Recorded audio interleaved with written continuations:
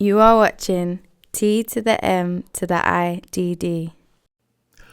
What is going on, ladies and gentlemen? T to the M to the IDD. Tonight you are tuned into Late Nights with T-Mid. Yeah. No, really, I probably should start the show. I'm getting so many comments about I have this late night radio voice. So we're about to take it up notch, and I'm about to turn this into a radio show. Now, seriously, why are we here? We are here because I wanted to give you all some tips on one of my favorite subjects in terms of shooting on location, and that has to do with including the environment. The 35 millimeter lens is one of my favorite lenses to use, and it's to be able to include the surroundings.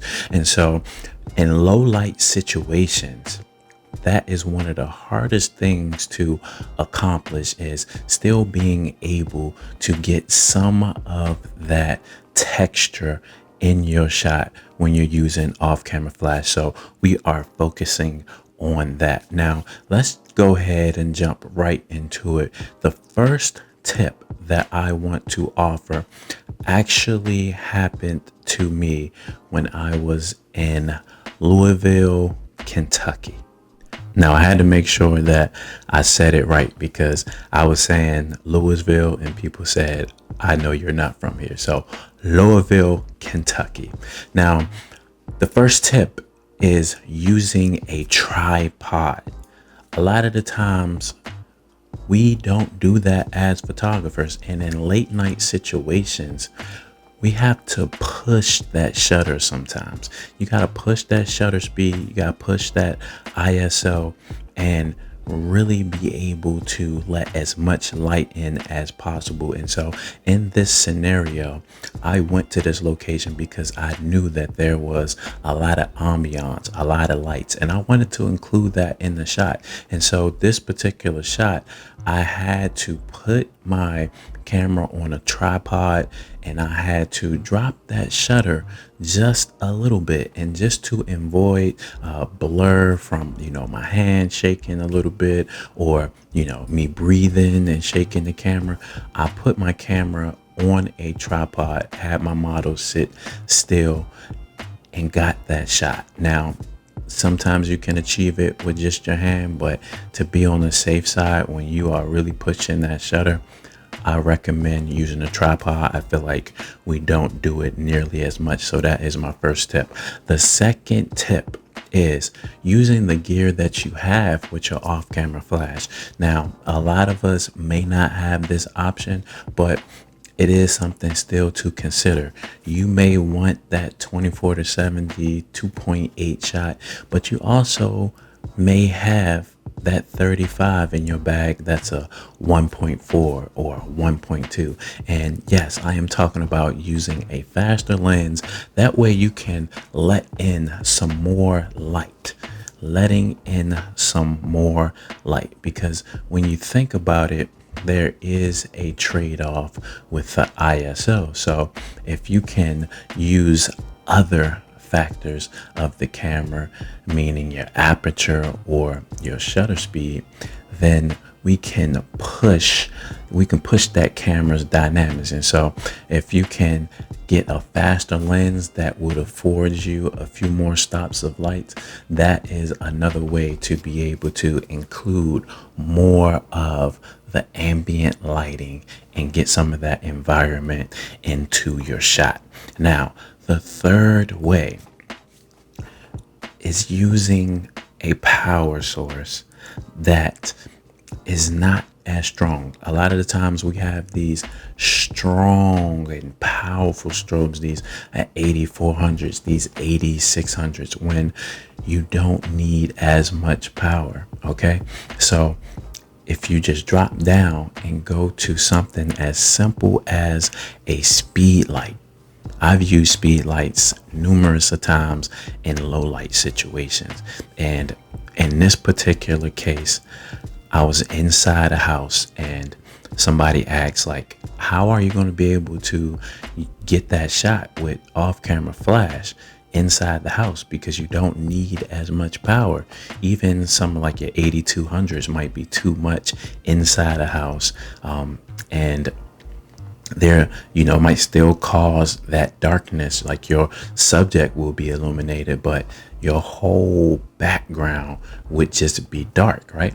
And so it is a balance. If you use a speed light and put it at its lowest setting, and that also comes in conjunction with the trigger, make sure you have one that has precision and the capability to go to 1/256, and that will be a great combination. That is what I used in this particular shot, and was still able to capture the ambiance and environment inside of the house while using off-camera flash. So make sure, this is the reason why I tell people you need a speed light. It can do great things for you.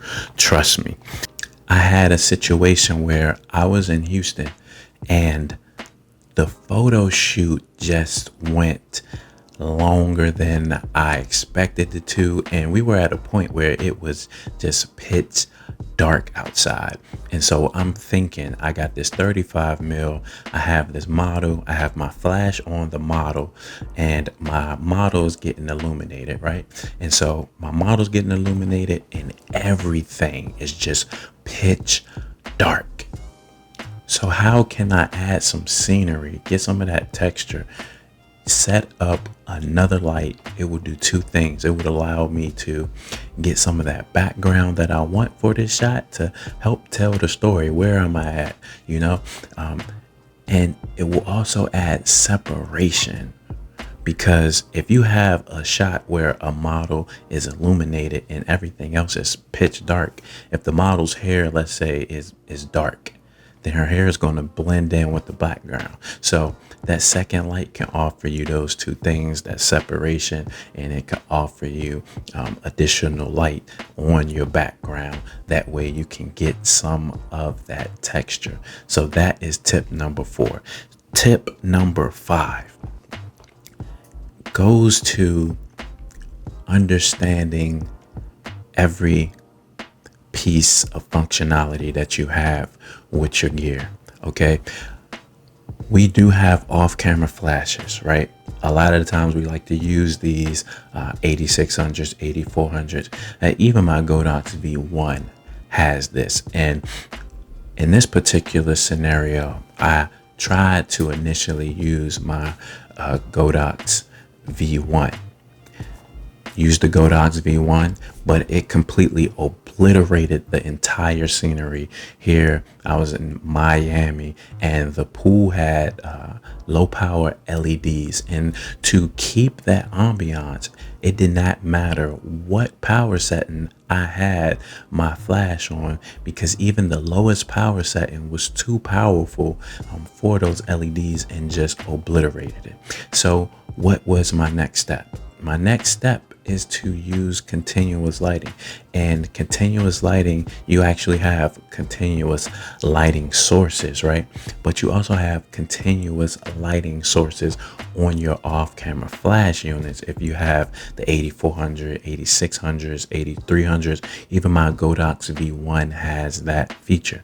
So I use my Godox 8300 Pro modeling lamp and put it as a key light on the model, and that power was low enough for me to still get a proper exposure on the model, as well as still get that ambiance from the low power LEDs that were in the pool.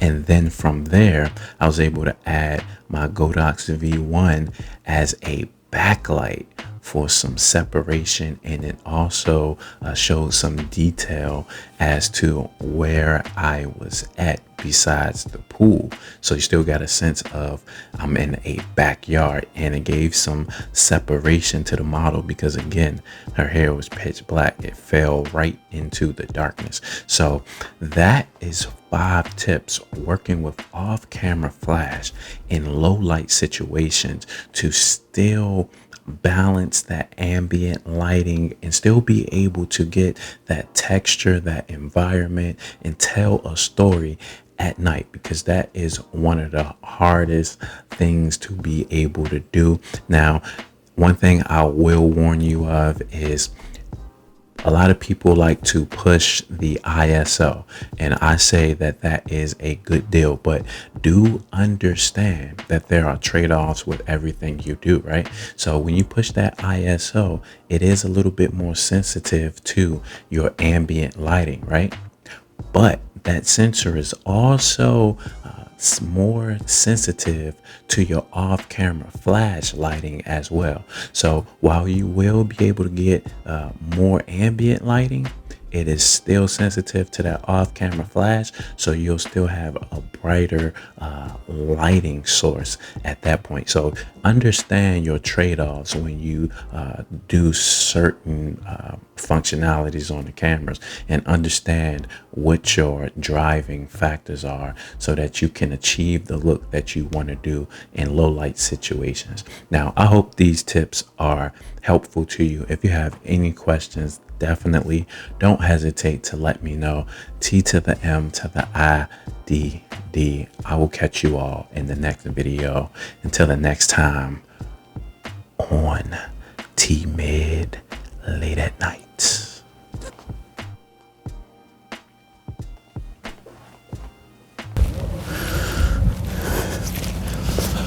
What is going on, guys? You just tuned in to T to the M to the IDD, and if you enjoy this content, make sure you subscribe to the channel. And if you really enjoy the content, check out some more of the videos that you see right here. Oh yeah, and hit that like button for me.